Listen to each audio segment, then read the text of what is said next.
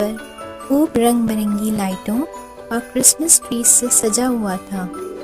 گلی محلوں اور گھروں کو بہت ہی خوبصورت فیری لائٹ سے سجایا گیا تھا۔